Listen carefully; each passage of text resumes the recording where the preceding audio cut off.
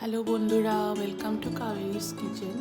হঠাৎ করে থার্সডে বাড়িতে অতিথি চলে এসেছিল বলে একটু নিরামিষ রান্না করেছিলাম, তাই তোমাদের সাথে একটু শেয়ার করছি। বানিয়েছিলাম অরহর ডাল, টমেটো, রসুন, কারি পাতা, পেঁয়াজ কুচি দিয়ে, তারপরে কিছু ফুলকপির বড়া বানিয়েছিলাম আর পাঁপড় ভাজা, সঙ্গে একটু বাড়িতে বানানো ঘি ছিল ডাল দিয়ে খাওয়ার জন্য। তারপর বানিয়েছিলাম একটু আলু কুমড়ো ভাজা,